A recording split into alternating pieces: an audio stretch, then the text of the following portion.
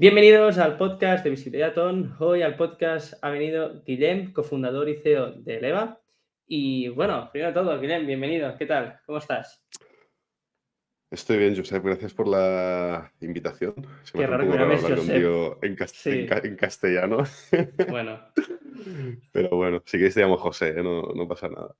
como tú quieras, pero Josep está bien. Vale, Vale. genial. Pues va, háblanos, bueno, que sí, tú y yo ya nos conocemos de hace tiempo, colaboramos en varios proyectos, pero la idea de que hayas venido hoy al podcast es que nos expliques el proyecto de Eleva, el contexto de este año y pico que llevas en el mismo y cómo has conseguido, ¿no? Pues que ya lo hemos visto en otras entrevistas, en menos de un año llegar a la facturación de 1 millón de euros y también entrar en el detalle, en el go-to-market. Por mi lado, ¿no? Pues entraremos en la parte de Google, que es lo que hemos estado haciendo este último año, pero que obviamente un negocio no solo es Google, es mucho más, ¿no? Entonces, antes de Ujú. empezar con el EVA, hablemos de ti. Vamos a indagar un poco en la vida de Contexto, Guillem. contexto. Contexto, ¿de dónde vienes, Guillem? ¿De dónde has salido? Bueno, o sea, yo creo que igual esto pues, ya lo he explicado en otras entrevistas seguramente, pero yo empecé estudiando ingeniería informática, no la acabé, básicamente porque me estaban dando palos por todos sitios, no me gustaba lo que estaba haciendo, y acabé haciendo ADE, que fue donde conocí a Josep, básicamente. Estudiamos juntos. Y de ahí pues pasé muy rápido al mundo comercial, o sea, mi background es 100% comercial, gestionaba espacios publicitarios en cines y de ahí un poco, pues diría por aburrimiento, empecé a cotillar, buscar, formarme, sobre todo en el sector más digital, y acabé encontrando Shopify y a mi primer socio, que ahí, es donde ahí fue donde bueno, cofundé la primera agencia, que era Crisp Studio, una agencia bueno, pues de desarrollo web enfocada en Shopify, que a día de hoy sigue funcionando y con la que bueno, pues, tuve mi primer contacto, ¿no? Con el sector e-commerce, trabajando pues, con clientes muy top del sector, la verdad.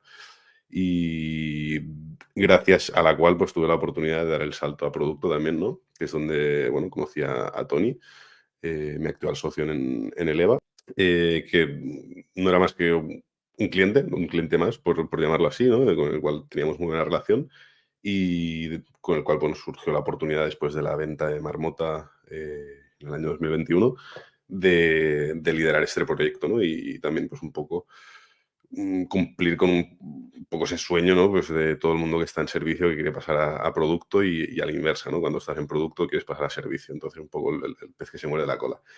Y, y bueno, pues ahí empecé en 2022, hasta marzo, abril 2022, lanzamos el EVA al mercado en agosto 2022 y hasta el día de hoy pues el EVA tiene pues eso, un par de meses de vida. Y es un poco el contexto. No sé si te parece suficiente o quieres más Sí, información. esta es la chapa que sueles explicar, pero entremos en detalle. ¿Qué hacías en 014? Como Key Uf. Account Manager. ¿Qué significa Ha Key sido, ha Account sido, Manager? ha sido al barro, ¿eh? Comercial, básicamente. Puerta fría, A nadie le muchas gusta que le llamadas. venden, por eso lo de Sí, Key sí, Account, ¿no? sí, sí, o Muy sea, por comercial. no llamarlo sales o algo así, me imagino que en aquel entonces se le llamaba Key Account, tampoco me preguntes el por qué. Creo que empecé como, o sea, bueno, empecé como becario y ya tenía puesto Key Account porque, claro, no podías ir a ver a un cliente con la posición de junior o de becario porque era un sector bastante tradicional. Y nada, pues estaba todo el día visitando centros comerciales con el coche, centros comerciales en los cuales hubiera un cine cerca, y restaurante a restaurante, tienda a tienda, pues bueno, vendiendo publicidad en la pantalla de cine, un poco a cara a A perro, ¿no? puerta fría. Literal, sí, sí. Y luego, pues obviamente, esto lo hacíamos con lo que había más cerca, pues en Barcelona y Rodalías, ¿no? Pero también había mucho trabajo pues, de teléfono, pues oye, había muchos cines en Madrid, había muchos cines en Valencia, en Andalucía, en País Vasco, etcétera, etcétera, ¿no? Y un poco pues todo ese trabajo comercial, que bueno, que muchas veces Y pues no era muy agradecido, ¿no? no era agradecido, pero ¿qué aprendiste de esa etapa? Porque estuviste 1 año y 10 meses, por lo que pone en LinkedIn. Hay una palabra que me gusta mucho que se utiliza en todos sitios, es la resiliencia, ¿no? Lo llevas Resistir. tatuado, ¿no?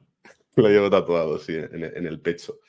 No, pero es verdad, ¿eh? Al final creo que esa etapa yo creo que me hizo más fuerte mentalmente, sobre todo, pues, oye, a entender que no te vas a llevar siempre y que hay que persistir y hay que estar ahí, que hay que picar piedra, que no te van a regalar nada y que sobre todo, pues en ese momento que si querías vender algo, pues tenías que ser mejor que el resto, ¿no? Y ganarte sobre todo esa confianza que al final yo creo que a día de hoy es lo que mejor se me da, ¿no? O sea, construir esas relaciones, esa confianza, por cómo soy yo también, ¿no? Por esa transparencia, yo creo, y por ese sentido de, oye, este tío no me va a engañar o no me va a estafar o no me va a querer vender la moto, sino que realmente pues me va a vender algo que me aporta valor, ¿no? Pues bien sean publicidad en cine, mesas o una propuesta de Shopify, ¿no? Vale, entonces, por X o por Y, dejas de ser comercial y pasas a... Ujú.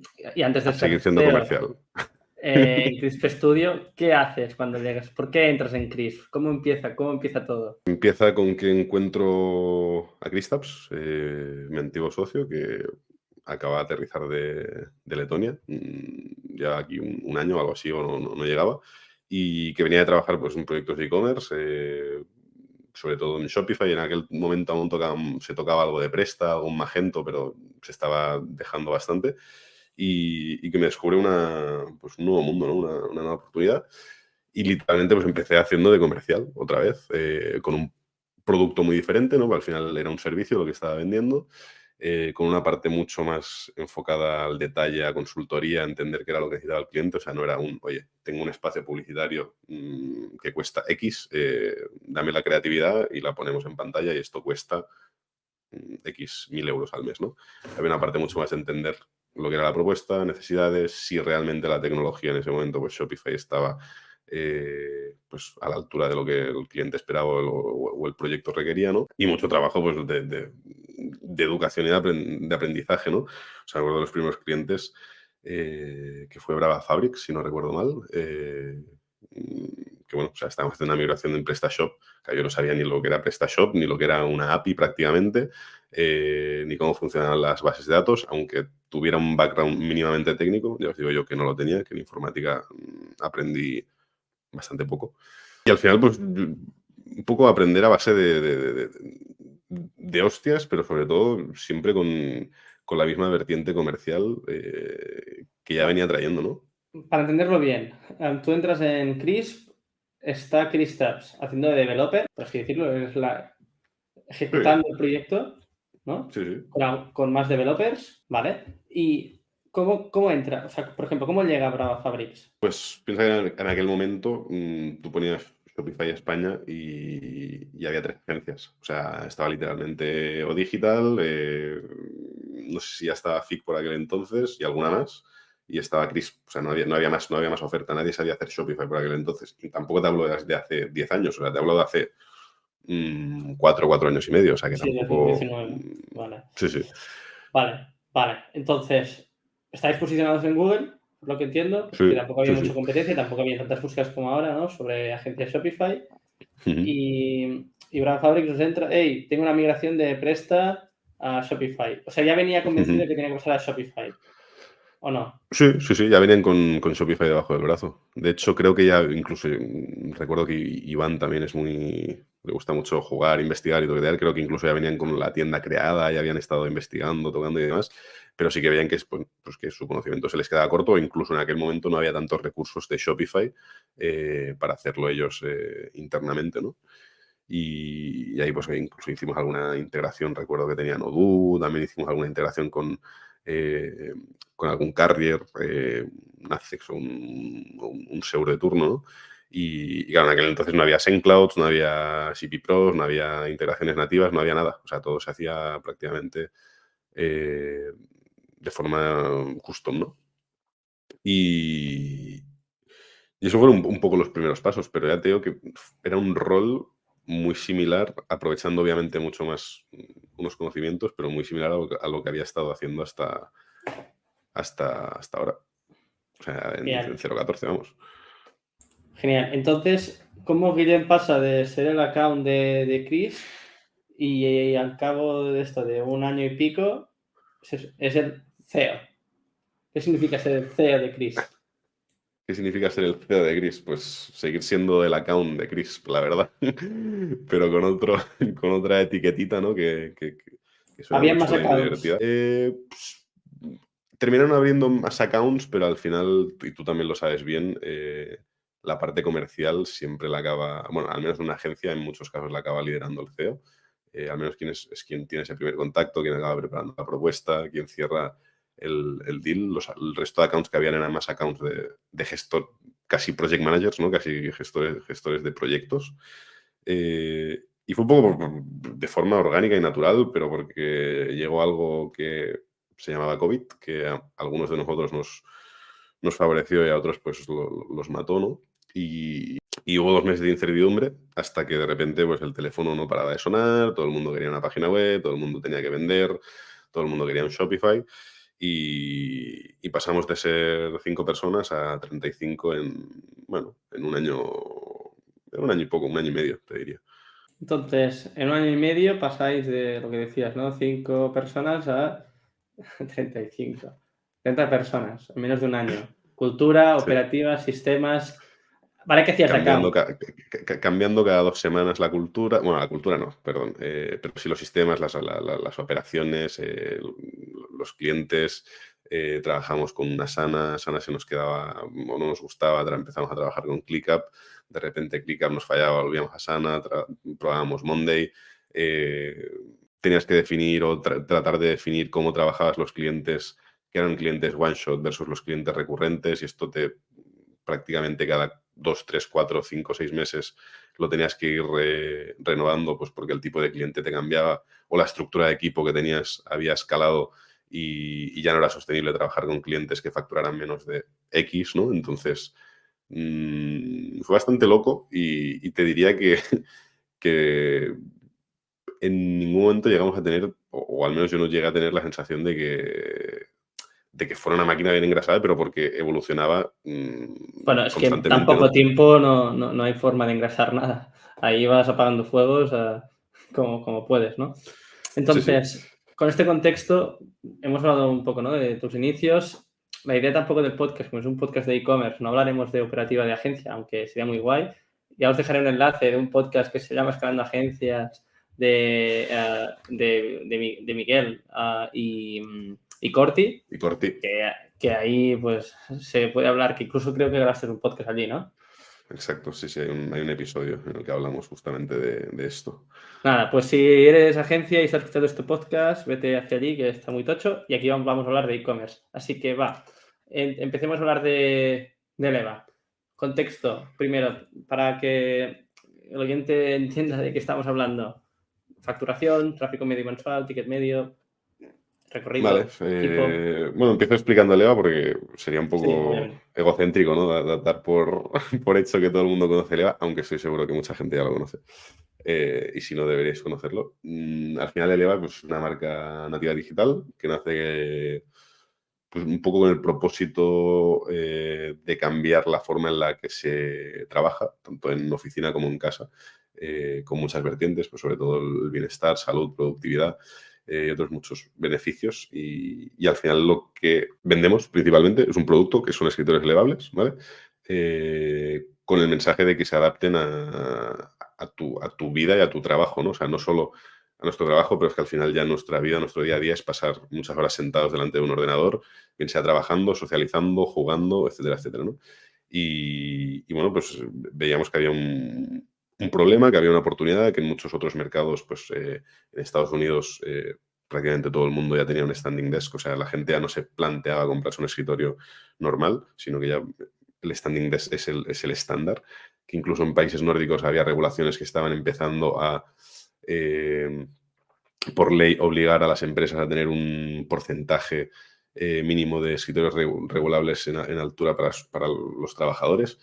Y por eso pues, se decidió lanzar Eleva, ¿no? Pues, como un proyecto enfocado a aportar algo de valor a la sociedad y obviamente construir una marca pues, con la cual pues, bueno, pues, divertida, ¿no? También de alguna forma, porque al final es un producto dinámico, que da mucho juego. Sí que es verdad que hasta ahora pues, hemos cuidado mucho la marca también por tratar de diferenciarnos, ¿no? Porque no es un producto propio, o sea, me refiero, no tenemos una patente, o sea, es un producto que ya está en el mercado, que IKEA lo vende, que hay cientos de fabricantes chinos que también lo importan, que Amazon está lleno, y al final nosotros lo que tratamos es posicionarnos por ser la primera marca enfocada a la venta de escritorios elevables, pero también al home office, ¿no? Pues en el mercado español. Viniendo un poco de los antecedentes que ya teníamos con Marmota, ¿no? Que tampoco se hizo nada nuevo, ¿no? Que había pues, cientos de marcas de colchones, pero que venía también replicando pues, lo que se había hecho en otros mercados, como pues, Casper, ¿no? Había hecho muy bien en el mercado americano, y replicarlo de nuevo, ¿no? Entremos en detalle. Cuando Facturación. no, ahora entraremos en la facturación, pero cuando tú estabas en Crisp y tú y yo hablábamos, hostia, Josep, hay esta oportunidad de entrar en este proyecto, bla, bla, bla, bla, bla. Uno de los temas que tú y yo hablábamos mucho era, vale, ¿por qué este producto? ¿Vale? Entonces, ¿por qué? Si había una tendencia, si vimos algo en otros mercados, ¿por dónde fue el tema de, vale, este producto tiene sentido? O sea, al final, ¿por qué este producto? O sea, no me voy a tirar florecillas, o sea, venía bastante dado, o sea, venía bajo el brazo Tony con él, o sea, con la idea de lanzar este producto, porque él ya había hecho el benchmark y había visto, pues, realmente que había una oportunidad. Y a mí me cuadró, pues, porque también venía de necesidades personales de, ostras, estar muchas horas en pandemia en casa, sin saber cómo ponerme, trabajando en la cocina, encima del microondas y buscando pues mil y una formas de no estar 24 horas sentado delante de un ordenador, ¿no? Porque el que diga que trabaja 8 horas, si es emprendedor, ya sabemos que esto no es cierto, ¿no? Entonces, ¿por qué el producto? Pues porque había detrás unos datos y un benchmark que confirmaban que había una tendencia. Entonces, por ahí, pues yo estaba convencido. Por la parte de necesidad personal, pues que también por algún motivo yo no había descubierto este tipo de productos cuando supuestamente pues debo ser el público objetivo, ¿no?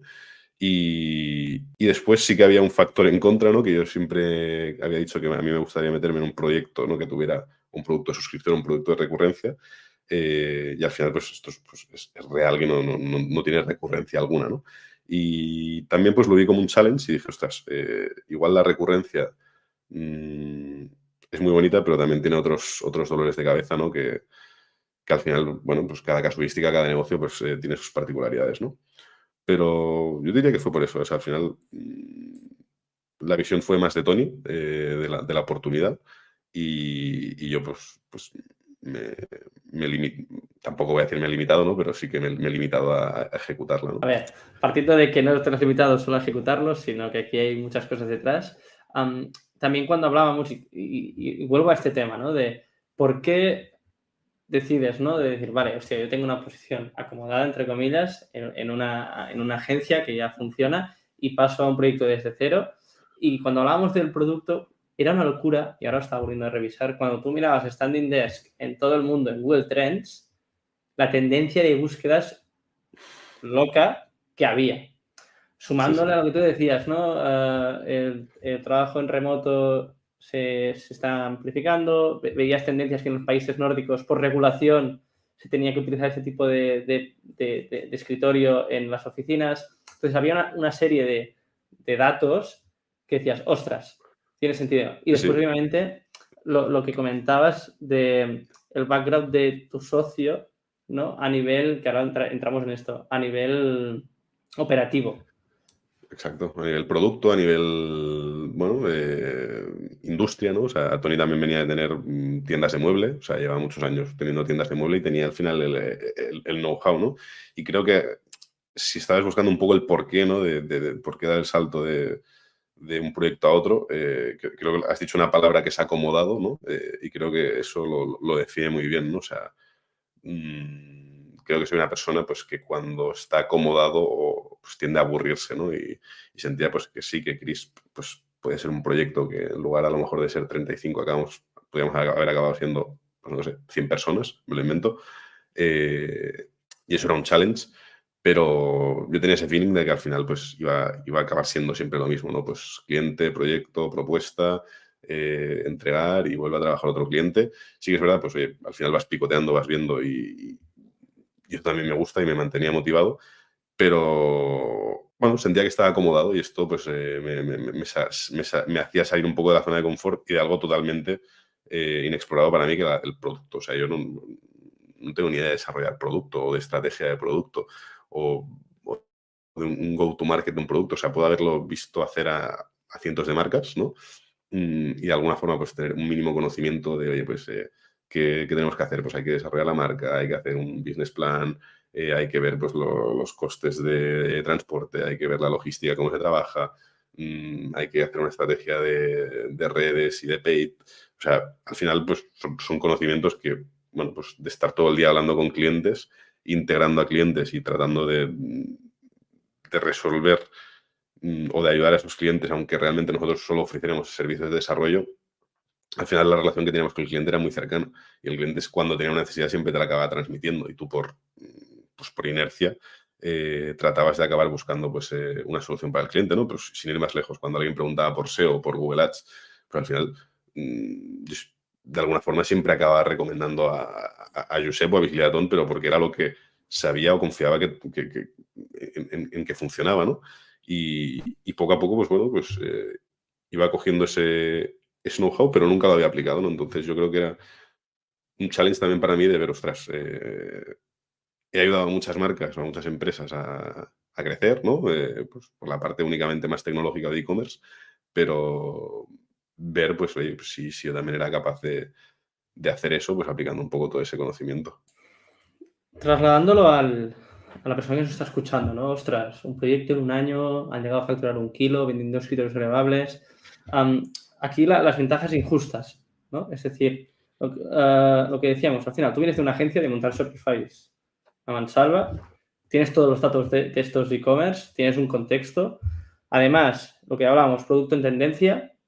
A nivel operativo, un socio que a nivel... que es también lo que hablábamos cuando tenías que tomar la decisión, ¿no? Que ya era tangible, se podía hacer. Y después, por último, y no menos importante, el tema del capital, para arrancar. Donde estoy yendo es que, primero, obviamente, no es fácil hacer esto. Y después, dentro de tu DAFO personal, ¿no? Pues tener este contexto. Es decir, que por eso digo que no es fácil. Al final es ir tu evolución desde el principio que hablábamos, cuando ya estabas como comercial, digamos, y después pasaste por Cris, pues todo esto es una consecuencia de, ¿no?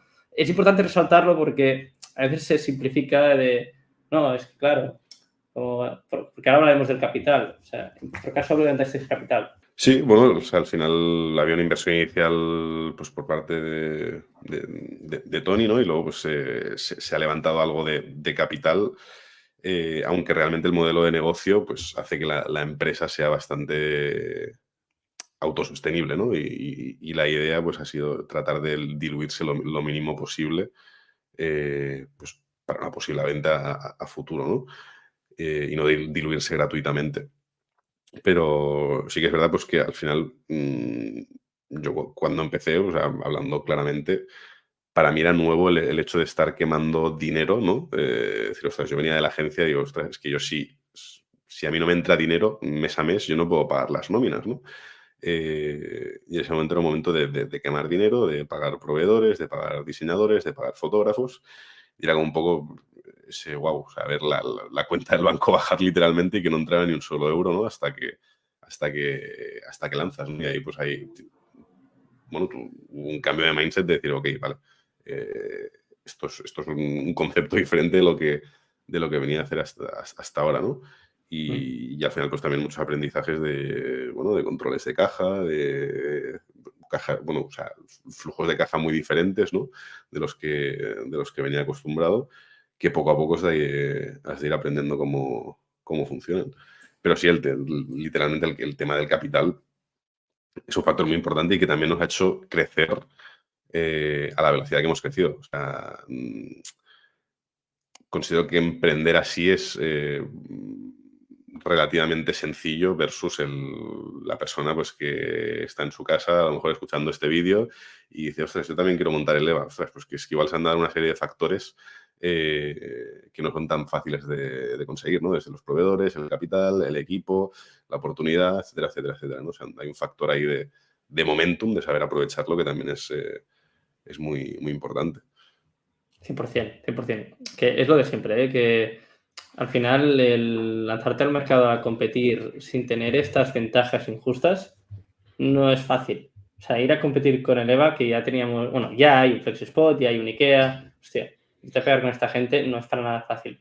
Dicho esto y dado este contexto, ahora sí, Eleva, actualmente, hablemos de facturación, tráfico, datos. Sí, estaba pensando, yo, ostras, la última vez que hice un podcast, digo que ahora me estaba intentando recapitular, y creo que hace más de medio año, que justo era con historias de crecimiento, ¿no? Con Jean-Noël.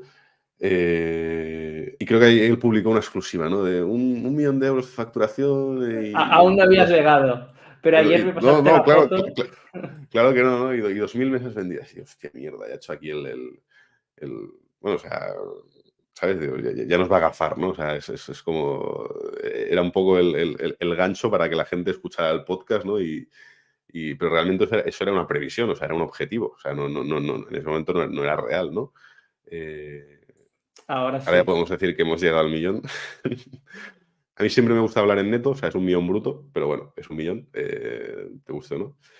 Y al final también te hace, bueno, darte cuenta de la magnitud, ¿no? De un poco del proyecto y pensar en muchas cosas, ¿no? Y de lo rápido que ha pasado y que si realmente pues quieres seguir haciendo escalar el proyecto, pues ahora es cuando realmente se pone serio, ¿no? O sea, hasta ahora digamos que ha sido relativamente sencillo, ¿no? Llegar a esa cifra. Pero bueno, a nivel, pues eso, facturación, seguramente pues haremos el año cerca del 1.000.000 y algo. Veremos qué tal va ahora el Q4 con campaña de Black Friday, Navidad, etcétera, etcétera. Me hablabas de tráfico web, pues tenemos unas 40, 50, 60.000 visitas mensuales más o menos, que creo que aún son datos bastante bajos, ¿no? Para lo que puede ser un e-commerce más consolidado. Teníamos también tema de ticket medio, estamos en torno a 450 euros, 500 euros más o menos. Estoy literalmente, para los que no estáis escuchando, yendo pregunta a pregunta en las notas que me ha pasado Josep hace una semana y que literalmente acabo de abrir. Yo estoy mirando los datos del Shopify a ver si mientes. No miento. La tecnología, pues ya está, pues la ha dicho Josep, es un Shopify. Obviamente, pues veniendo del ecosistema de Shopify, habría sido un poco raro y feo no apostar por la tecnología, pero aparte, si no hubiera venido del sector, creo que también hubiera sido la opción de saque que hubiéramos elegido por un tema de facilidad de desarrollo, de integración y al final, por esa facilidad de no tener que tener o sea, de no tener que saber de tecnología, literalmente, o sea, no necesitan un desarrollador, ¿no? Somos un equipo de 4 personas ahora mismo. Una Eso persona de me atención al cliente. me explota la cabeza, ¿eh? O sea, cuando vienes de agencia, Sí, y sí, eso lo sí. hemos Y hablado, ¿eh? empiezas a tocar producto y literalmente facturas lo mismo, ¿no? Con un equipo, pues igual 8 veces inferior, ¿no? Pero sí, o sea, a mí es algo de lo que más disfruto, ¿no? Y también por lo que más apuesto, por equipos, o lo que he visto que también funciona mejor, ¿no? Equipos reducidos, súper eficientes, con un nivel de seniority pues, adecuado, ¿no? Y que te permitan pues, ser lo más eficiente posible, ¿no? Al final somos 4 personas, una persona que se dedica a la atención al cliente y todo el tema de back office, que es Estefanía, que es una máquina, o sea, literalmente es, o sea, igual el 50% de las reviews son gracias a ella y su buen trato, pues incluso en la preventa, ¿no? Antes de comprar, es ella quien acaba haciendo el closing, ¿no? Pues por teléfono, por WhatsApp, por lo que sea, al final construyendo esa confianza. Está Román, que es quien está liderando o empujando, también podríamos decir investigando si hay una oportunidad en B2B real, ¿no? Que creemos que la hay, pero que hasta ahora no hemos sido capaces de dimensionar correctamente o de tocar las palancas correctas para entrar, ¿no? O sea, porque de repente nos entra un lead en Valencia que nos compra 100 mesas de golpe, ¿sabes? Sin venir a cuento.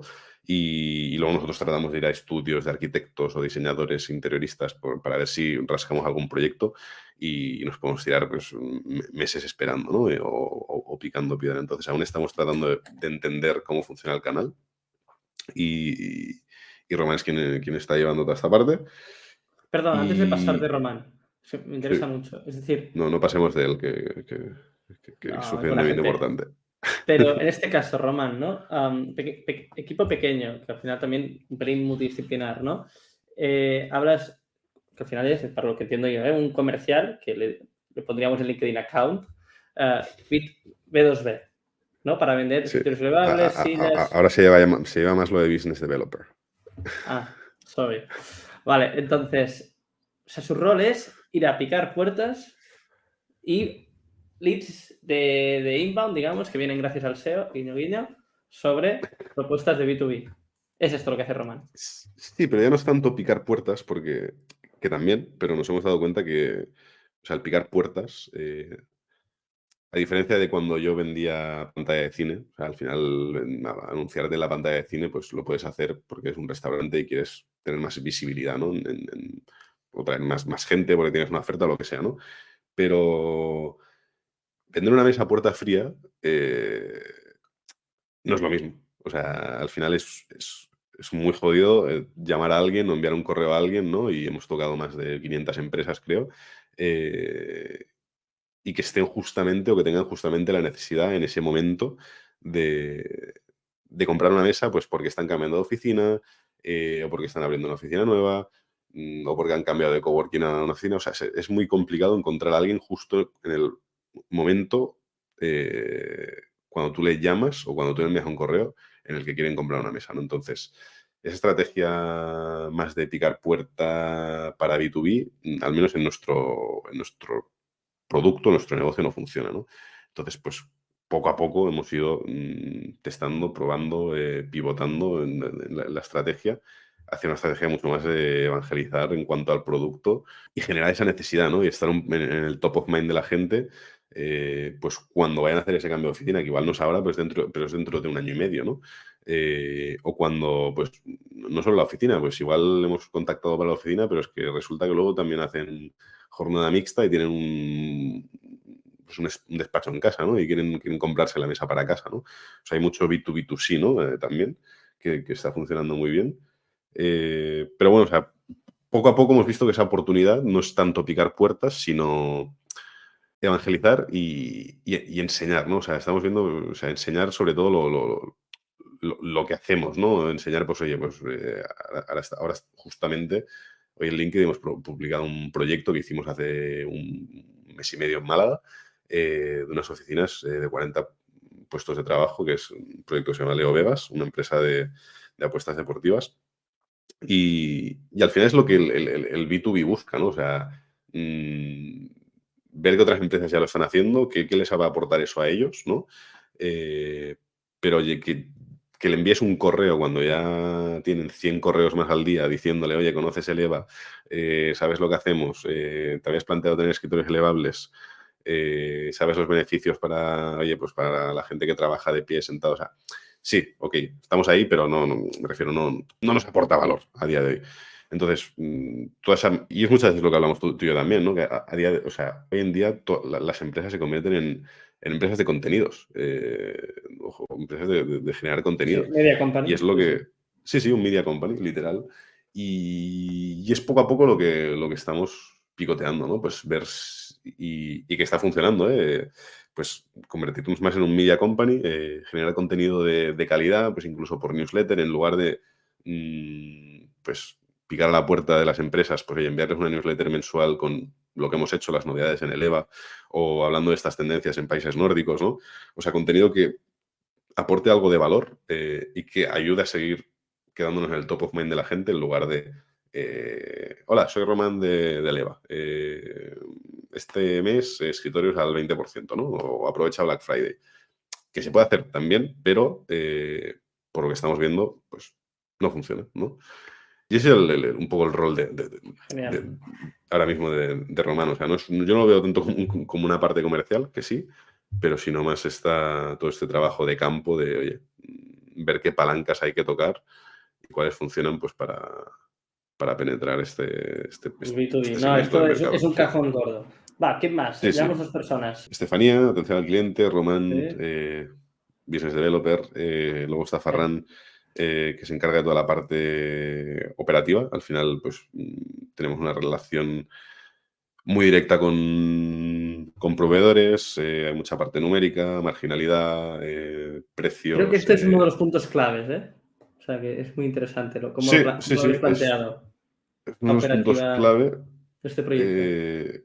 Y aparte, pues también porque hay una oportunidad que también es la de los canales de venta, más allá del online y el offline, que también es un canal de venta online, pero que es marketplaces, ¿no? Que es un poco de donde venía Farran de tener esa experiencia y también lo que viene, bueno, a ejecutar, ¿no? A tener toda esa capilaridad en todos esos marketplaces que nos permitan tener ese goteo de pedidos, pues mes a mes por las diferentes plataformas, ¿no? Entonces, bueno, o sea, Farran es lo que te decías, al final somos roles un poco híbridos, ¿no? Obviamente con una pata de expertise pues, más potente, que nos complementamos muy bien los unos a los otros, ¿no? O sea, Farran pues también en toda la parte de B2B también pues, la está liderando junto a Román. Literalmente, si no llama Román, llama Farran o llamo yo a los clientes uno a uno. De hecho, o sea, justamente acabo de llamar a un B2B yo porque había entrado el lead hace 10 minutos. Entonces, bueno, o sea, vamos viendo según las necesidades, pero es lo que comentaba, o sea, equipos pequeños, multidisciplinares y con, bueno, pues sobre todo con ganas y motivación de hacer algo grande. Preguntas rápidas sobre operaciones. Cuando hablamos de operaciones, Ferran, él también lleva la gorra de el producto del fabricante que va a los almacenes y sale. O sea, él es quien se encarga de que no rompamos el stock, básicamente. O sea, de prever, pues mes a mes cuáles son los top sellers, qué es lo que tenemos que estocar más, cuándo hay que hacer un pedido al proveedor austriaco que fabrica en República Checa porque tarda un mes en llegar el transporte, o cuando hay que pedir al proveedor alemán que fabrica en China y que nos envía directamente el contenedor por transporte marítimo y sabemos que tarda de media 8 o 10 semanas, ¿no?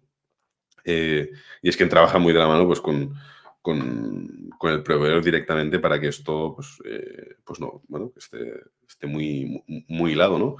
Pues al final también pues el modelo de negocio que nosotros trabajamos es que o sea, tenemos un dropshipping donde nuestro proveedor es quien nos da el producto final, ¿no? Y nosotros literalmente nos encargamos, o sea, no somos expertos en producto, y el producto, por así decirlo, nunca pasa por nuestras manos, sino que nos encargamos únicamente de venderlo, de comercializarlo y hacer la marca, ¿no? Pero porque no tenemos el expertise en producto. Entonces, esto nos apalancamos 100% en un proveedor que sí que sabe hacerlo. El concepto que a mí me explotó la cabeza que me comentaste al principio era el dropshipping financiero, que eso también lo llevas tatuado.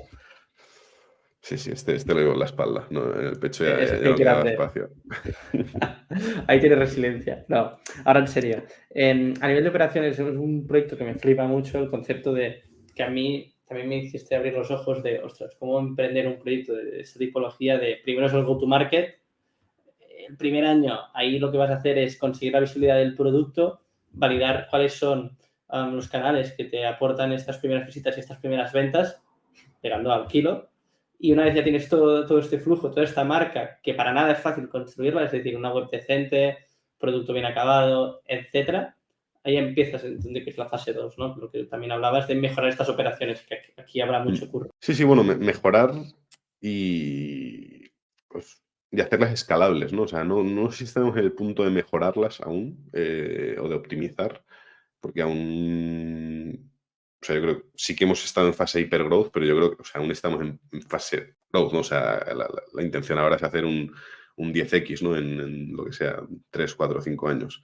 Entonces, obviamente puedes optimizar muchas cosas, pero si te paras a optimizar milímetro a milímetro todo, Dejas de no puedes crecer. seguir. Exacto.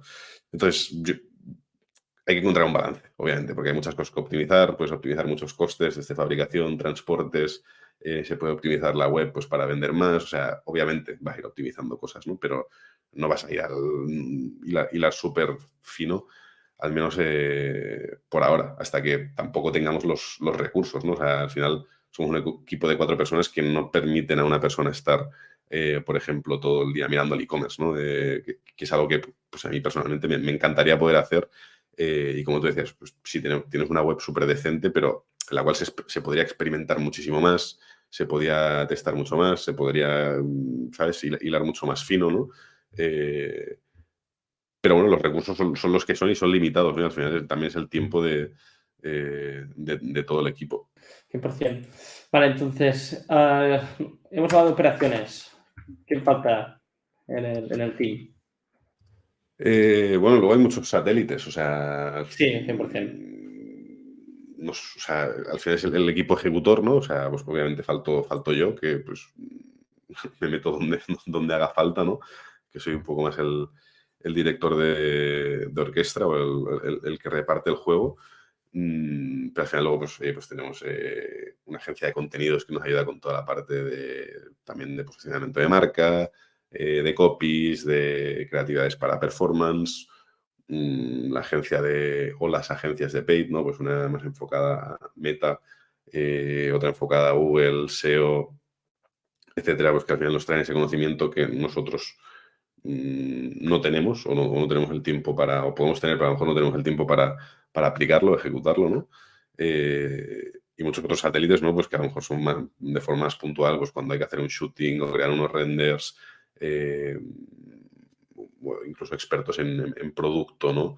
Etcétera, etcétera. O sea, somos 4 personas en el equipo, pero igual si te pones a contar entre colaboradores, igual tienes a 15 personas trabajando de alguna forma directa o indirectamente en el proyecto.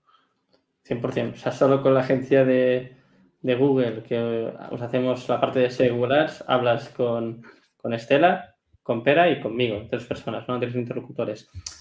Dicho esto, también resaltar, y aprovecho que si has estado hasta ahora en el podcast, enlazado vas a encontrar el caso de éxito de SEO de Eleva, ¿vale? Donde hablamos de las buenas prácticas que hemos seguido a nivel de SEO para posicionar la escritorio elevable, que si lo vas a buscar, verás que está dentro del top 1. La idea es que sea así, y si no, estará en el top 2, pero esperemos que no baje.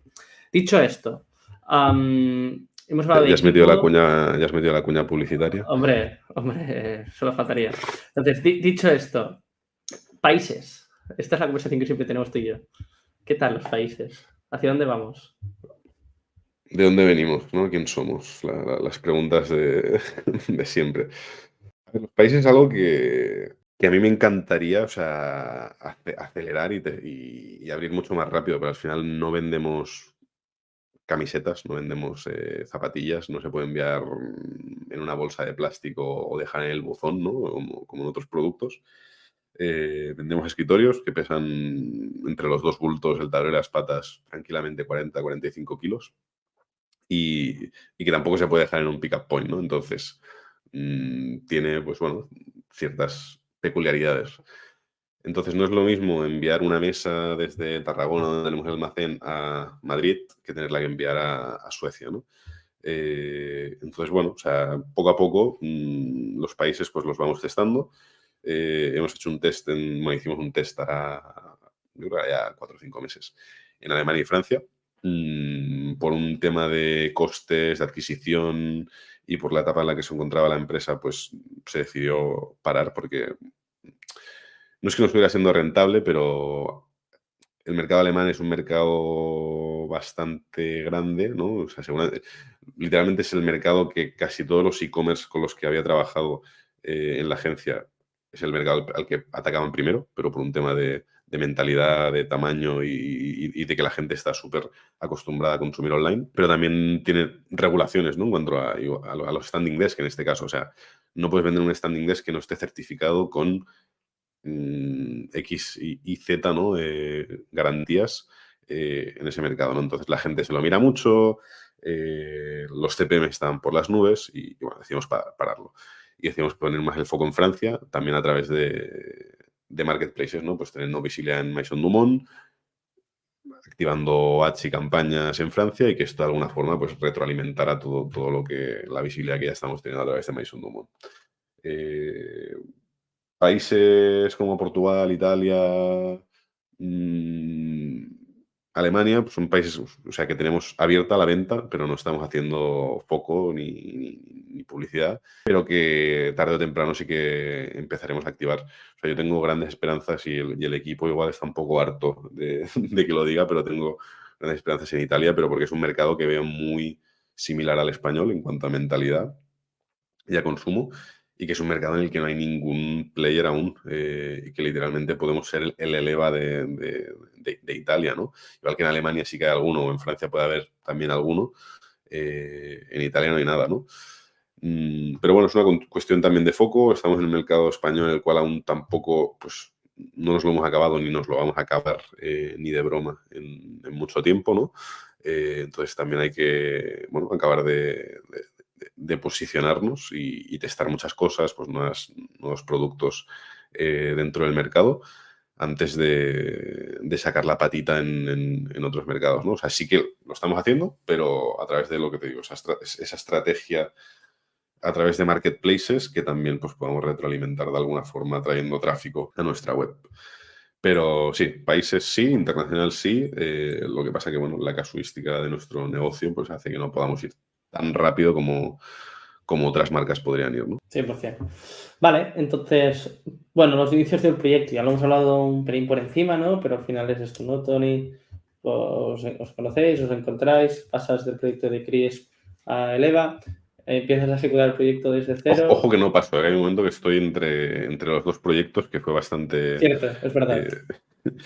Bastante loco, ¿no? También por un tema de, bueno, de gestión de tiempo y mental, pero sí, fue una transición de 6 meses más o menos hasta que pude dejar un proyecto al 100%, que tampoco fue al 100%, ¿no? Porque seguía siendo mi agencia, y poner el foco 100% en el EVA. Entonces, cuando ya haces durante este periodo de estos 6 meses, ¿cómo empieza Eleva? Es decir, vale, Guillem, aquí tienes un escritorio, es un Shopify medio empezado, la marca más o menos bajada. ¿Cómo se mastica esto? Yo creo que es lo interesante, ¿no? De este proyecto, los inicios. ¿Cómo se mastica esto? No, o sea, bueno, había una idea, había un proveedor, que era, bueno, que sí, que es el proveedor actual, que es especialista en madera, ¿no? Pues quien compra la madera en Galicia, la manipula, la corta, la empaqueta, etcétera, etcétera. Y faltaba una parte muy importante. Sí que es verdad que ya se había hecho algo de trabajo, ¿no? O sea, antes que yo había habido otra persona que había estado trabajando en el proyecto durante un par de meses, pero que aún no había bajado nada, ¿no? O sea, realmente no había nada empezado. Sí que había algún proveedor, pues, de estructuras, ¿no? Con el cual se habían visto algunas muestras, pero los 6 primeros meses, de hecho tengo algunas fotos aún de mi casa, la entrada de mi casa, o sea, había igual 10 estructuras elevables, ¿no? O sea, de proveedores chinos, de proveedores noruegos, de proveedores alemanes, de proveedores, o sea, de todo el mundo, ¿no? Porque era la única forma de, a nivel producto, pues sacar algo fiable, ¿no? Y literalmente fueron meses en los que, bueno, se estaba construyendo todo, o sea, no había un Shopify a medias, o sea, el Shopify se tuvo que hacer, igual que no había una marca, la marca se tuvo que crear. Entonces, bueno, era un poco trabajar en todas estas cosas a la vez, ¿no? Y todas se iban retroalimentando, ¿no? Pues oye, cuando ya tienes la marca bajada, pues puedes empezar a definir una web o qué es lo que querías visualizar en web. Esto te permitía hacer el shooting, cuando ya tenías clara la estética del producto, qué estructura iba a ser, con qué tablero, pues también te permitía plantear los escenarios del shooting o cómo qué se tenía que ver en la web y en qué momento, ¿no? O cuántas variantes o cuántas medidas ibas a tener. Entonces, bueno, era un proceso que, bueno, se iba retroalimentando poco a poco, ¿no? ¿Cómo? Que fueron eso, básicamente esos 6 meses, ¿no? En los que, desde que empecé, pues en febrero o marzo hasta julio-agosto que lanzamos, que estuvo trabajando pues, prácticamente contra reloj, ¿no? O sea, podríamos haber lanzado con un MVP sin el producto, con entregas a, yo qué sé, 1 o 2 meses, ¿no? De saber, pero creo que el resultado no habría sido el mismo, ni un poco yo creo también la clave del éxito de Eleva, al final es haber construido esa marca tan consolidada, que transmite tanta confianza, con unas fotos pues muy profesionales que también transmiten mucho lo que es del producto, ¿no? Y que a la gente no le dé esa sensación de que cuando entraba en la web por primera vez hace un año, nadie habrá dicho que fuera una marca que llevaba 2 semanas en el mercado, ¿no?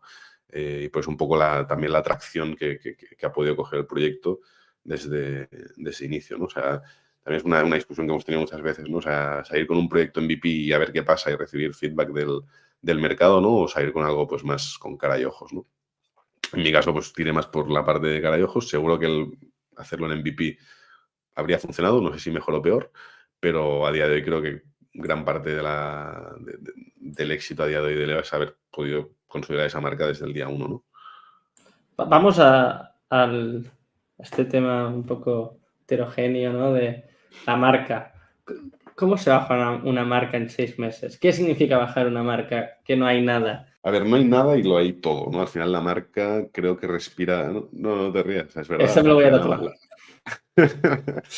Pero pon debajo un Guillem 2023 para que no me la robe nadie. Siempre. Al final la marca respira lo que Tony y yo pues teníamos en la cabeza, ¿no? O sea, al final es bajar todo eso que ya estaba ideado y hacerlo mucho más asequible al mass market, ¿no? Que no sean solo pues los pensamientos o las ideas de Tony o las mías, de cómo nos lo imaginamos, sino ser capaces también de transmitírselo pues a un especialista en branding, ¿no? Que sea quien te haga toda esta identidad más visual, ¿no? Pero al final, sí, un naming, Fichas a lo un que sea. freelance de identidad de marca, que ya hace diseño, o sea, te ayuda a bajar lo que tú tienes en la cabeza, te baja un Exacto. logo, te baja los colores, te baja los diseños de la web. Eso va por aquí. Sí, te baja la forma en la que tiene que comunicarse la marca con sus clientes dependiendo del canal, etcétera, etcétera, etcétera, ¿no? De hecho, o sea, el EVA no se iba a llamar el EVA, o sea, tenía otro nombre de inicio, ¿no? Que era Adaptable, que es el nombre de la sociedad, de hecho, ¿no? Se quería jugar un poco con ese nombre de adapt y table, ¿no? Y la palabra en inglés. Y se decidió acabar tirando por el EVA, ¿no? Pero el nombre inicial o la idea inicial era eso, era Adaptable.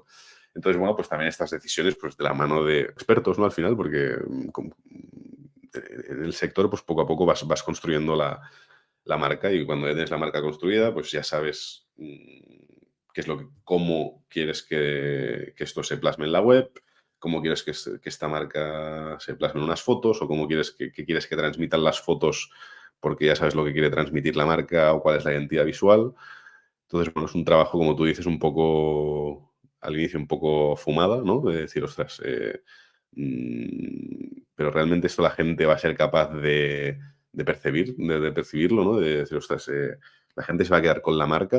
Nosotros siempre íbamos con ese mensaje o con esa idea un poco soñadora de, ostras, es que la gente, no queremos que la gente se refiera a los escritores elevables como escritores elevables, ¿no? Queremos que la gente les llame elevas, ¿no? Y que seamos como yo que sé, como Rumba, con los aspiradores estos de los robots, que sinceramente, o sea, si no Sí, le sí. llamas Rumba, yo no sé cómo llamarle, entonces creo que han hecho un trabajo muy bien hecho, ¿no?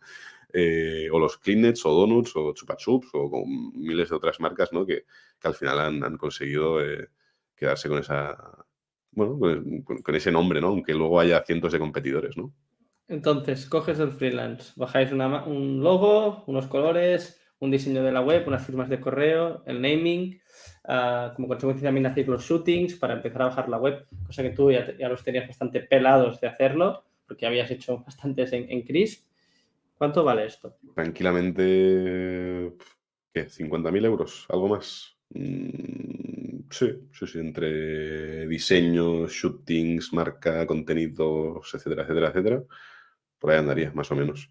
O sea, obviamente esto, o sea, antes de esto viene bajar el business plan y obviamente, pues, al final estos 50.000 euros era un coste que estaba repercutido en el business plan, o sea, que estaba planeado, ¿no? Es que, oye, vamos a ver qué pasa, ¿no? Entonces, bueno, o sea, antes de todo esto viene construir, que no lo hemos mencionado y creo que es muy importante, o sea, al final, un business plan es un Excel con 200.000 casillas y un papel que si no se cumple no vale para nada, ¿no? Pero también es el que te permite ver la viabilidad del negocio y lo que te hace tener en cuenta todos estos factores, ¿no? Desde pues, la marginalidad, tus costes operativos, costes de envíos, salarios del equipo, etcétera, etcétera, etcétera, ¿no? Entonces, bueno, o sea, eso es lo que vino primero y cuando esto estaba más o menos, de alguna forma, tenía cara y ojos y estaba validado, pues empezó a quemar dinero, que es como literalmente lo que lo que se hizo, ¿no? O sea, tampoco es quemarlo, porque al final estabas construyendo yo creo que es un asset, que es la marca, ¿no? Pero que sin haber lanzado nada, pues si no tiene ningún retorno, tampoco tiene ningún valor, ¿no? Entonces, un poco abstracto, ¿no? Como tú decías. Con esto no quiero decir que construir una marca cueste 50.000 euros. Obviamente, cada proyecto pues tiene su coste, cada enfoque tiene su coste.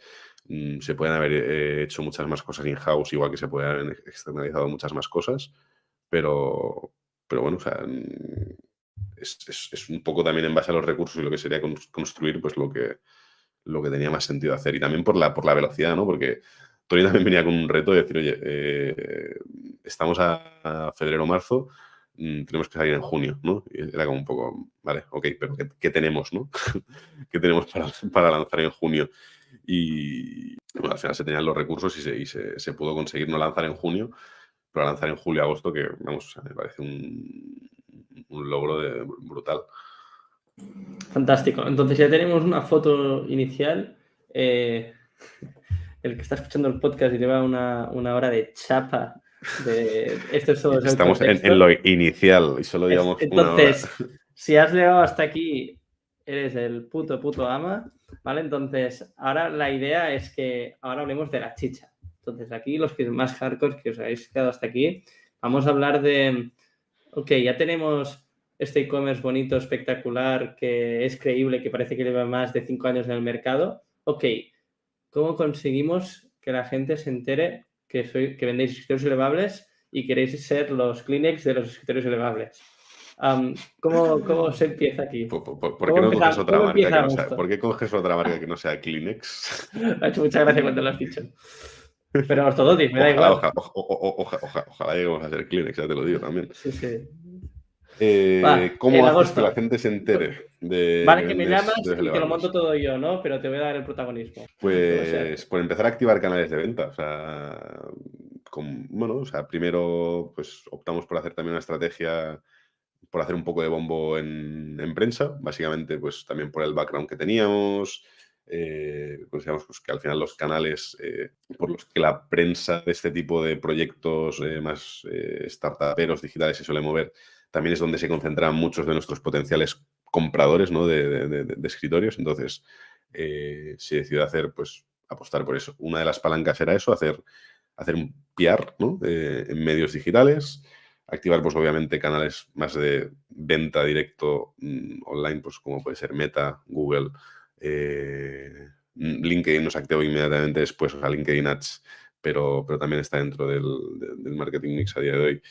Pero básicamente fue, oye, pues hablar con Josep, hablar con Viva Conversion, que es quien nos lleva la parte de Facebook Ads, y darles un budget y que hicieran magia, no, obviamente no, pero hay un trabajo previo, obviamente, pues de definir audiencias, de ver a qué mercados vamos a atacar, pues una parte más estratégica de en qué invertimos ese budget, ¿no? Que teníamos pues también definido por business plan, que iba escalando y que obviamente no es tan fácil como decir, oye, pues voy a meter 10.000 euros en Facebook y a ver qué pasa, sino que hay todo un estudio del funnel, ¿no? Pues de arriba abajo, ¿no? Pues de tráfico frío, templado y caliente, que conseguimos que convierta, ¿no? O sea, pues bueno, pasamos a toda esa etapa, ¿no? De estudio y ejecución de las palancas que nos ayuden a vender, ¿no? Más allá, pues también de meses después empezar a trabajar el posicionamiento orgánico, etcétera, etcétera. Activamos palancas de visibilidad, digamos, y con estas Sí. palancas, Esperamos un ROAS. Sí, pero ¿cómo lo planteas? Es decir, dices, vale, vamos a tener un presupuesto mensual, ¿o cómo lo planteas? O sea, vuelvo a lo mismo, o sea, lo planteas que, bueno, se ha hecho un business plan meses En el atrás, business en el plan. cual se ha marcado un ROAS objetivo para el que tienes que obtener para que tu negocio sea rentable o sostenible, ¿no? O se pueda seguir escalando, ¿no? Entonces, le dices a Josep, oye, Josep, tienes 3.000 euros por los cuales espero tener un ROAS de 4. Todo lo que esté por encima de 4 significa que, oye, podemos seguir metiendo más gasolina porque el canal está funcionando bien y mientras se mantenga por encima, pues, oye, vamos a ver dónde está el techo, ¿no? Vamos a tensar el ROAS. Y todo lo que esté por debajo significa que estamos haciendo algo mal o que hay que cambiar creatividades o que algo no está funcionando, ¿no? Entonces, bueno, vamos, igual que he dicho José, pues es igual que con las creatividades más en Facebook y, y vas testando, ¿no? Al final no sabes, o sea, no tenemos un histórico previo, ¿no? De cosas que sabemos que funcionan, copies que buscan nuestros consumidores, qué es lo que más convierte menos, ¿no? De, oye, pues igual lo que a nosotros nos ayuda para hacer prospecting en Meta, pues no funciona para nada en Google, ¿no? Entonces, dependiendo del canal, vas ajustando el mensaje y la audiencia no, porque la audiencia es similar en los dos casos, pero sobre todo el mensaje y lo que buscas en cada canal, ¿no? Que a lo mejor al principio dices, ostras, pues que esto es un producto que por Facebook se ha de vender como churros, ¿no? Porque es súper visual, súper dinámico, le das un montón de movimiento. Y luego te das cuenta que lo que más convierte es Google Shopping, ¿no? Que la gente te busca y te convierte porque pues, busca la funcionalidad por Google, ¿no? Entonces, bueno, entras en una fase de activar canales, palancas y aprendizaje y de hacer fine-tuning, ¿no? De ver cuál es tu canal de captación y tu canal de conversión. 100%.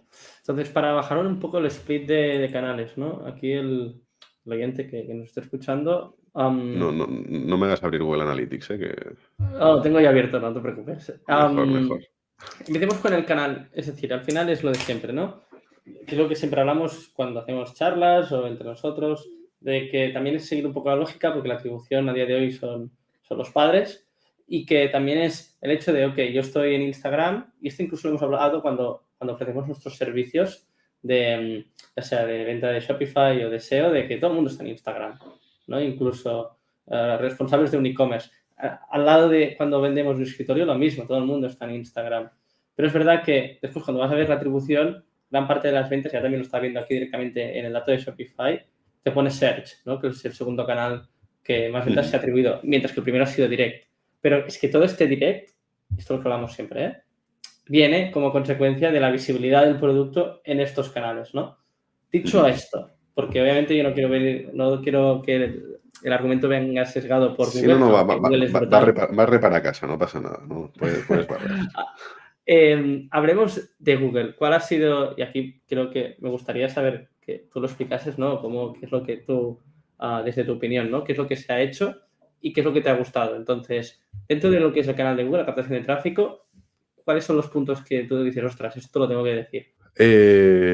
Bueno, o sea, en Google hemos trabajado dos patas que creo que son las más importantes, que es tanto el SEO como el SEM.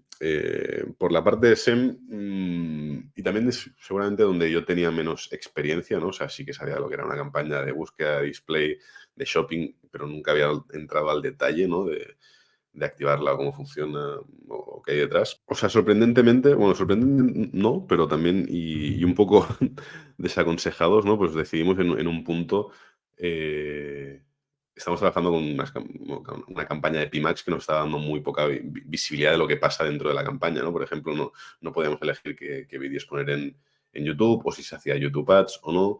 Entonces perdíamos un poco el control, pero sí que es verdad que al final tienes que confiar, ¿no? Supuestamente hoy en día en el que el algoritmo es súper listo, el algoritmo de Google, y que optimiza las campañas y destina el budget en aquello que ve que está funcionando mejor, ¿no?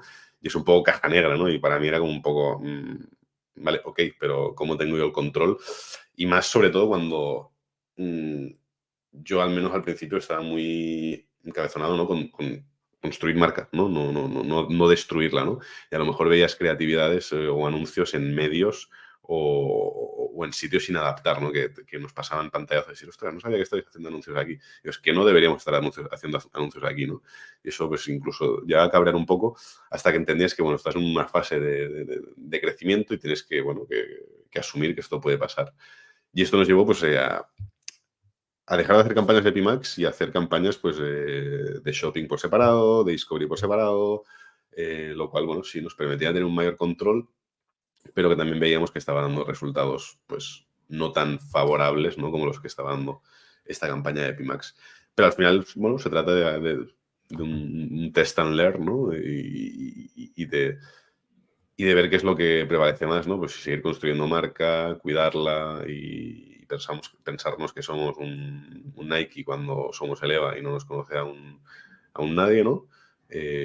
O si queremos ir más a tener un ROAS decente, ¿no? Y tener que asumir, pues, bueno, que tendrás visibilidad en ciertos medios que igual no habrías elegido, o que incluso YouTube, o sea, Google pues decía que en YouTube te crea un vídeo random cogiendo imágenes y cogiendo textos y te lo acaba montando como quiere, ¿no? Y es un vídeo que no habrías hecho nunca tú, ¿no? Pero bueno, son aprendizajes que tienes que ir asumiendo, ¿no? Que puede pasar. ¿Has abierto un melón? Porque nosotros dentro No, del podríamos departamento estar... de Google Ads, dentro del departamento de Google Ads tenemos cada reunión que hacemos semanal de seguimiento de proyectos, sale este tema. Entonces me has dado una idea que seguramente voy a liar a pera para que hagamos un podcast. Cobro por las ideas, ¿eh? Siempre. Haremos un podcast solo hablando de este tema, de Pimax sí, Pimax no y experiencias en e-commerce. Yo estoy contigo. Es decir, Ipera podemos hacer un clash, ¿no? De decir, hey, Pimax sí, Pimax no. Y creo que será un tema muy interesante. Pero en resumen es, si tienes un e-commerce y estás haciendo Pimax, puede ser uno de los contras. Los pros, obviamente, es que a priori la IA de Google es brutal y lo estamos viendo en otros proyectos que funcionan muy bien. Pero como siempre es probar y ROAS y ya está, no tiene más. Sí, sí. O sea, yo te seguiría diciendo que Pimax no, pero tengo que decirte Pimax sí por un tema de resultados, ¿no? Pero si nos tenemos que ceñir a un tema de control, de medición, de analítica, de visibilidad de lo que está pasando, te diría Pimax no, pero porque no...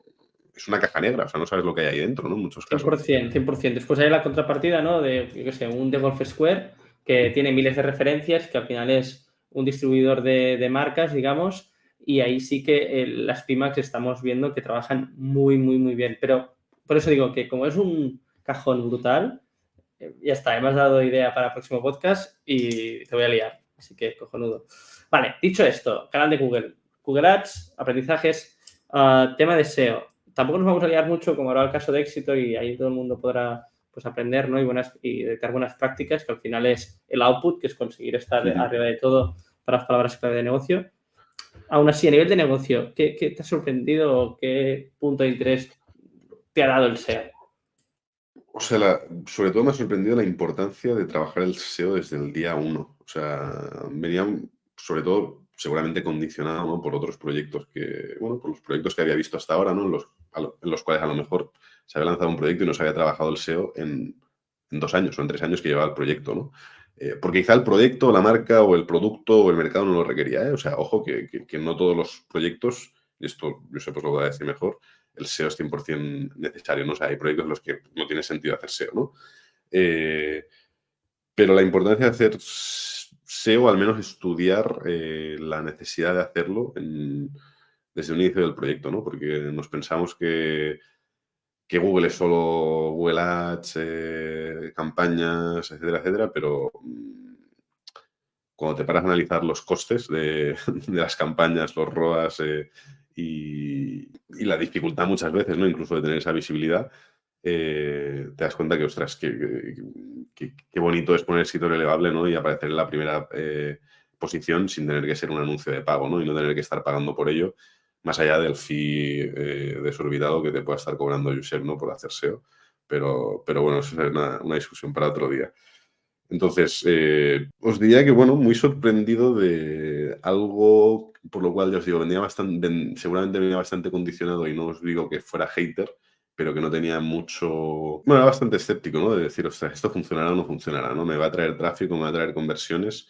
Y la respuesta es obviamente sí, ¿no? O sea, al menos en nuestra vertical y porque todo el trabajo que se ha hecho y las horas que se le han dedicado a hacer artículos de blog, a mejorar, toda la parte de SEO técnico, de link building, o sea, de las 1000 y una historias que se pueden hacer para atraer tráfico y no tener que pagar por cada clic o por cada visita por traer gente. Que obviamente, ojo, todo tiene un coste, o sea, el tráfico, aunque sea orgánico, también le tienes que atribuir un coste pues, de ejecución de quien sea, no solo de Josep, sino también del equipo de creación de contenido, etcétera, etcétera, etcétera, ¿no? Entonces, yo diría que a mí, sinceramente, me cayó la boca, ¿no? Sería un poco el resumen. Sí, también decir que al final muchos de los proyectos que hay en Crisp, ¿no? En cualquier agencia que ejecute Shopify, son proyectos monomarca. Es decir, que hay una gran dependencia de la marca y que no todos los productos pues hay una dependencia en el canal de Google. Entonces, exacto. lo de siempre, una marca de moda o un Nude Project o un Blue Banana o otra tipología de marcas, es más complejo trabajar el canal a nivel de SEO. Exacto. ¿Vale? Por Ujú. ejemplo, el caso de Blue Banana, que estamos trabajando el SEO, cuando vinieron a nosotros para ver si se podía hacer algo, yo de primeras lo mismo, ¿no? Fui un poco escéptico de decir, ostras, no sé si podemos hacer algo para posicionar para sudaderas, etcétera, pero realmente el filón estaba en que cada una de las campañas que lanzan de nuevas colecciones se ejecutan a través de un viaje. Entonces, todo el sector travel en el mundo de Google, en el mundo de SEO, es brutal, ¿no? Entonces, Brutal, sí, ahí sí. está el filón y es donde lo estamos ejecutando. Dicho esto, cerremos el canal Google y ahora sí, pasemos a redes sociales, influencers. ¿Qué tal por aquí? ¿Cuánto nos queda de podcast? Vamos a darle 20 minutos más, vamos a dar claves y chapamos, Vale, que tenemos que hacer otras cosas. vale, vale. No lo digo por cuánto quieres que me extienda. Me da igual, que haya aprendizaje, que la persona que lo escuche saca una píldora de aquí, una, que es gratis. Vale, pues redes, o sea, nos vamos a centrar yo creo que básicamente en Meta o en Instagram. Os diría que es donde creo que está, no sé, el 95% de las redes, al menos en nuestro caso. No me voy a meter en canales como TikTok y demás, porque sí, al final los puedes testar, pero en TikTok o sigues la tendencia, eres viral o haces lo que está viendo todo el mundo, o no vas a conseguir nada. Entonces, nosotros lo testamos. Obviamente, pues no vas a poner a una persona encima de la mesa bailando pues, la última canción de Bad Bunny, porque pues, no se alinea como marca. Entonces, con eso cierro el melón, ¿vale? O sea, TikTok puede funcionar, pero tienes que ser una marca pues muy específica. Entonces, luego en redes, bueno, hay una parte creativa muy importante, ¿no? Y sobre todo analítica de- de tu funnel de venta, ¿no? O sea, nosotros hasta, o sea, cuando empezamos, o sea, literalmente eran dos creatividades hablando de adaptable to your work, adaptable to your life, dos mensajes de bienestar y salud, hasta que nos dimos cuenta, o sea, bueno, no nos dimos cuenta, o sea, ya sabíamos que teníamos un producto con un ticket medio alto, que teníamos que construir confianza, que teníamos que destacar nuestros pues, unique selling points, ¿no? Pues que son los 100 días de prueba gratis, eh, los envíos gratuitos a cualquier parte de España, la fabricación pues, de muchos de los productos en Europa, que no hay intermediarios, que somos una marca. Entonces, bueno, o sea, te vas dando cuenta que hay que destacar todas estas cosas y que realmente esto al consumidor pues le hace comprar, ¿no? Y igual que, ostras, llegó un punto en el cual dijimos, es que tenemos reviews muy buenas, ¿por qué no impactamos a la gente en redes con estas reviews para que ellos también puedan sentirse identificados con esto, ¿no? Y poco a poco pues hemos ido evolucionando el mensaje de la marca en las redes hasta el punto pues ahora que estamos humanizando la marca, ¿no? Pues cogiendo a perfiles, pues como tú decías, o influencers, o no tiene por qué ser influencers, sino pues gente como tú, como yo, que puedan generar una cápsula de contenido y que hagan que la gente se identifique y se vea con la mesa en su casa y diga, ostras, pues yo soy Uriol, ¿no? Y ostras, es que Uriol podría ser yo en mi casa trabajando con la mesa, sentado de pie. Entonces, yo creo que poco a poco, o sea, hemos ido viviendo todas estas fases de, sobre todo, aprendizaje, pero que tampoco creo, igual me equivoco, y aquí abierto al debate, que tampoco creo que puedas activar desde el día uno, porque tampoco tienes ese aprendizaje de decir, ostras, no, vamos a ir al user generated content desde el día uno y vamos a enviar mesas y que todo el mundo, vale, ok, pero ¿qué va a destacar esta gente si aún no he tenido el feedback del mercado de qué es lo que realmente valora la gente de mi producto, ¿no? Valora los acabados, valora únicamente la funcionalidad que sube y que baje, valora los tiempos de entrega, ¿no? Un poco yo creo que ese mensaje lo vas construyendo con el tiempo, ¿no? Entonces, bueno, ahora estamos en una etapa de madurez. Yo creo que yo la estoy disfrutando bastante porque podemos empezar a hacer cosas pues con muchos perfiles diversos, ¿no? Mucho contenido, más explicativo, más sobre todo educativo en parte pues, de hábitos, ¿no? Que hay muchísimo trabajo por hacer. En la parte de salud, pues hablar de las bondades del producto, incluso pues ahora tratando de estar, pues, de alguna forma respaldado, pues, oye, pues por fisioterapeutas, que al final la parte de salud también es un melón y un jardín que es muy delicado, ¿no? Porque tampoco puedes vender como, oye, cómprate la mesa y te va a dejar de doler la espalda. No es cierto, ¿no? Al final es una de las muchas cosas que tú puedes hacer en tu día a día para tener un estilo de vida activo, ¿no? Entonces, bueno, o sea, poco a poco, pues, vas viendo qué es lo que tu público quiere, ¿no? O qué es lo que mejor funciona y vas adaptando, pues, tu comunicación a esto, ¿no? Y vas utilizando perfiles, en este caso, pues, como decías, en muchos casos influencers, ¿no? Que se alineen con tu marca, ¿no? Porque está sobresaturado de perfiles de influencers, ¿no? Que ya, pues, no sé, o sea, no tienen el mismo poder de convicción que tenían hace un tiempo. O sea, hay que hacer un trabajo de filtrado brutal, al menos por nuestro lado, de con quién colaboramos y con quién no. Pasemos, o sea, creo que ha quedado una idea muy clara sobre el concepto, ¿no? Redes sociales, Instagram, trabajar a través de la creación de contenido y que la red sea la distribución del mismo. Marketplaces, Maison Dumont y otros del sector, ¿qué tal?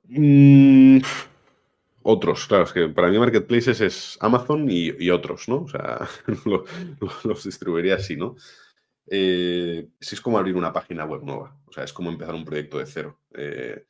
Entonces, tienes que ir con esa mentalidad de que es una apuesta a largo plazo, o sea, no por subir tu producto a Amazon o tenerlo en Maison Dumont, vas a empezar a facturar al día siguiente, ¿no? Y también has de entender si tu producto está adaptado a ese marketplace o no. O sea, por ejemplo, en Amazon la gente va a buscar precio y funcionalidad y entrega rápida, ¿no? Entonces, si tú no puedes garantizar que tienes un precio competitivo, que no puedes garantizar pues, que estás en Amazon Prime porque haces entregas en 24 o 48 horas y no tienes reviews, pues no vas a vender nada o te va a costar un montón escalar, ¿no? Entonces,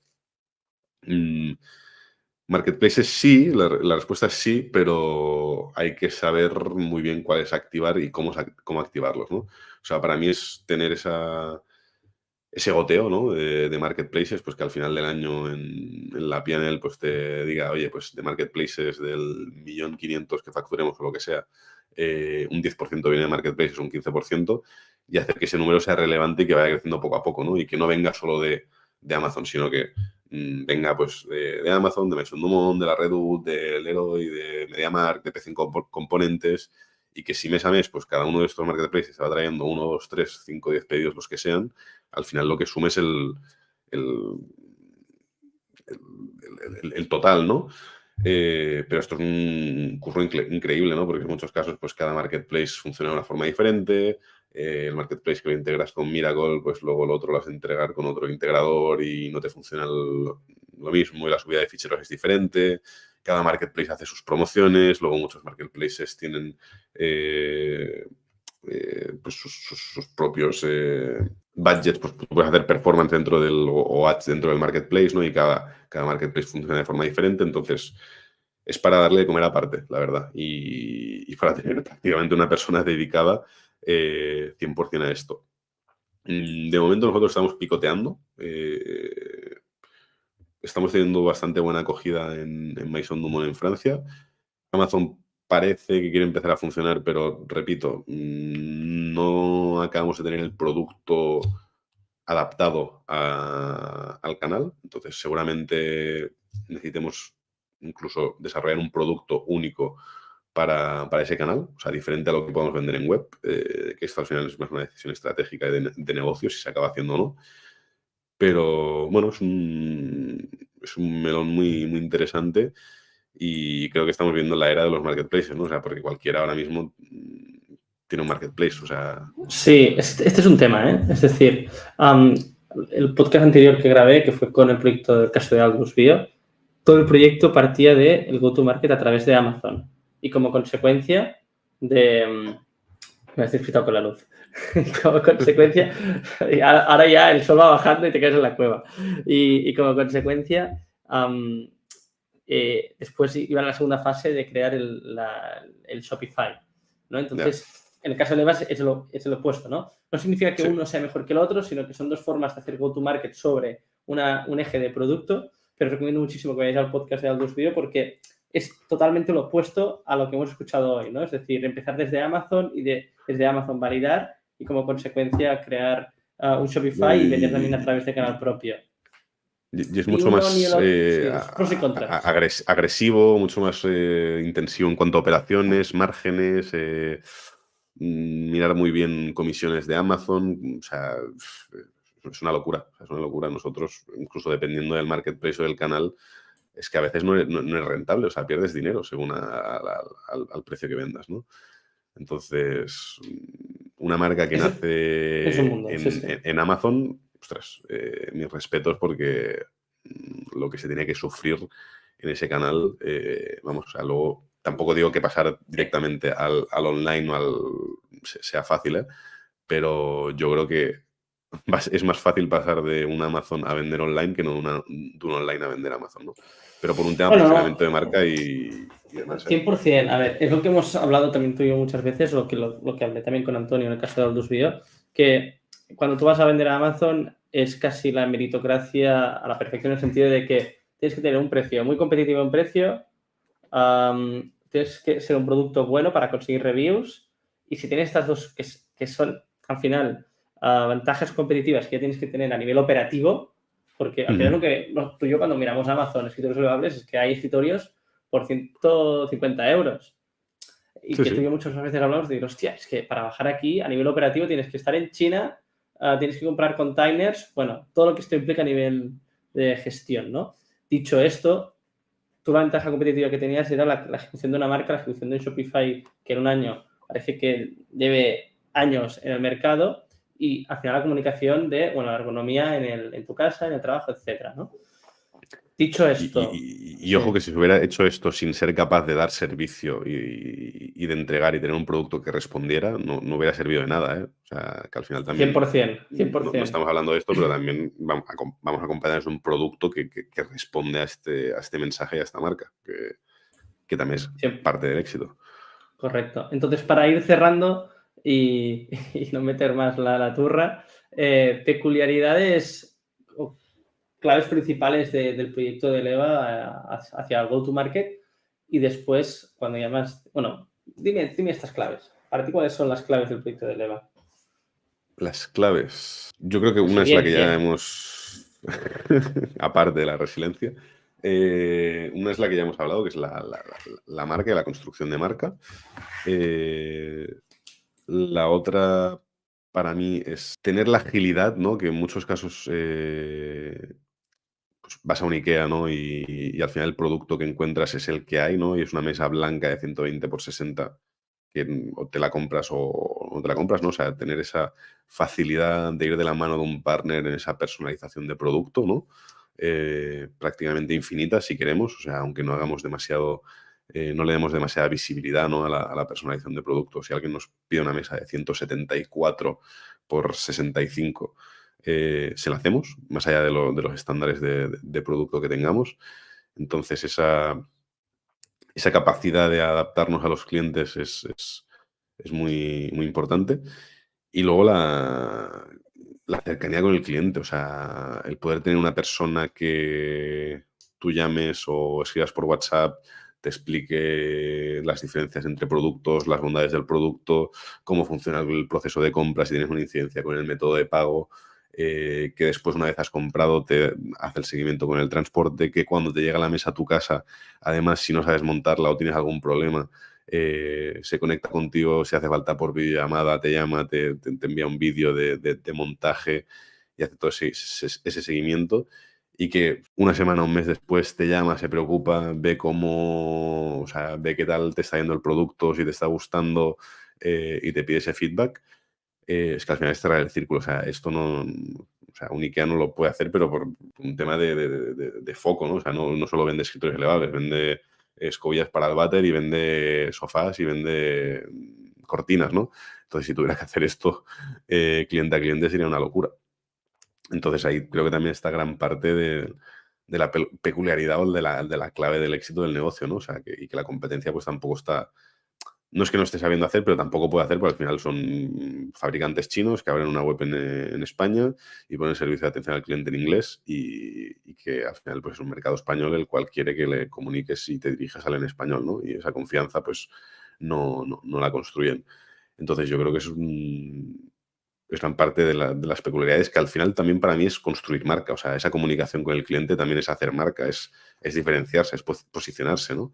En esa cercanía con el cliente. Así que yo diría que todo gira en torno a la marca y a saber cómo cuidarla en cada una de las, bueno, de las partes del proyecto, ¿no? Pues operacionalmente, pues cómo brandeamos las cajas o si incluimos un detalle para nuestros clientes, ¿no? Es que es todo el proceso. Entonces, ya para cerrar, ¿qué te inspira, Guillem? Cuando te levantas por la mañana, ¿Qué me ¿qué es inspira? lo que te inspira? ¿Hay algún libro que te esté inspirando actualmente? ¿Algún podcast que sea igual de bueno que el de Visibilidad? ¿Hay algún creador de contenido especializado en SEO que lo mires? Pues, ¿sabes qué pasa? Que soy... Y me lo he encontrado varias veces, ¿eh? De esas personas que compra libros por impulso, los acumula, los Y empieza no y los nunca los lees, sí, acaba. sí, sí, sí, suele Sí. pasar.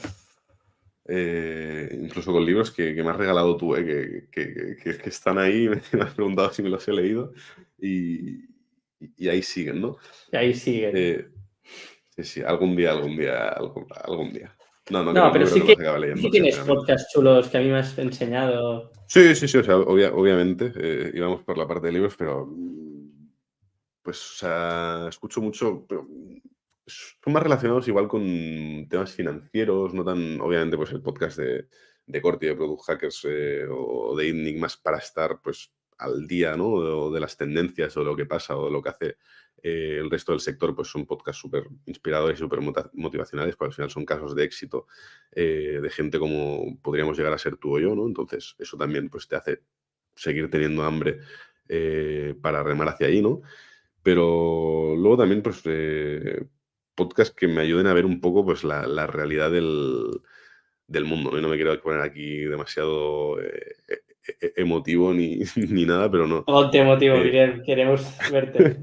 no, pero me gusta, pues, tener ese toque de realidad, pues, no sé, pues el podcast de Sergi Benet, de Valio, pues, de nudismo financiero, ¿no? Pues un poco ver esas realidades de las diferentes personas, ¿no? Y un poco, pues, darte cuenta de dónde estás tú también en el mundo, ¿no? Pues el podcast que te comparto muchas semanas de Joan Tobago de Capital, ¿no? Que, pues, habla, pues, sobre todo eso, pues, del capitalismo y de cómo funciona el mundo y de cómo unirte al mundo y no remar contra él, ¿no?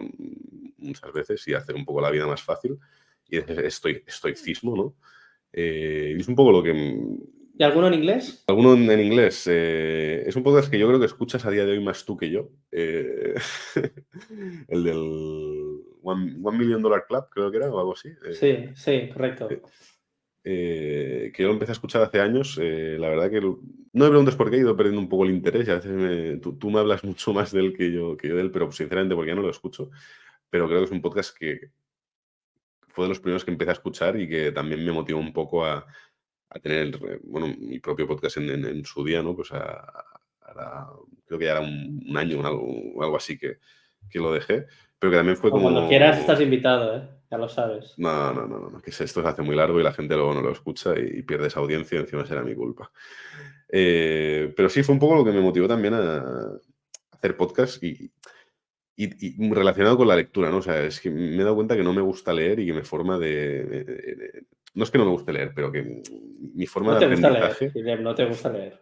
No lees. No es que no me guste leer, pero no le acabo de encontrar el valor a leer algo que pueden haber leído 1 millón de personas. O sea, para mí tiene más valor una charla como la que podemos haber tenido tú y yo hoy, o como la que podamos tener un viernes con unas cervezas, hablando de un tema en concreto o conociendo a una persona en concreto que no, pues eso, lo que me pueda explicar un libro que ese autor pues le pueda haber explicado a 1 millón de personas, ¿no?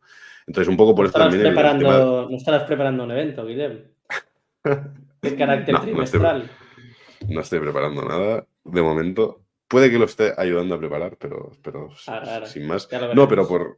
pero por eso el tema de tener el podcast, ¿no? En el pasado, porque para mí, pues el entrevistar a marcas del sector o conocer a agentes del sector o fundadores o directivos o lo que fuera, pues también era mi forma de alimentarme y de nutrirme, porque, bueno, por lo que sea, porque soy más disperso, porque pues no aguanto leyendo más de 15 minutos seguidos, y al final pues también, bueno, necesitas una forma de seguir creciendo, ¿no? Y así que te diría que es un poco lo que motiva o inspira a Guillem. Pues espero que alguien haya podido sacar una píldora de aprendizaje a lo largo de tu recorrido en el EVA. Yo por mi lado he aprendido muchísimo contigo y sigo aprendiendo, así que seguro que de aquí... Me vas a hacer llorar ahora. Bueno, eso creo que no lo vamos a conseguir.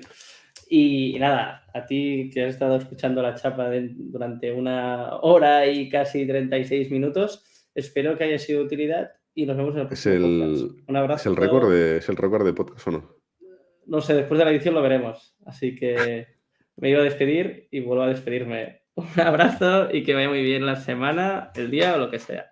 Chao. Chao, chao. Si tú te has quedado aún en el podcast, después de la intro, esta será la parte escondida de nuestro podcast y vamos a hacer una pregunta muy concreta a Guillem. Pues va, Guillem, después de la idea que me has dado, ¿quién es tu ídolo?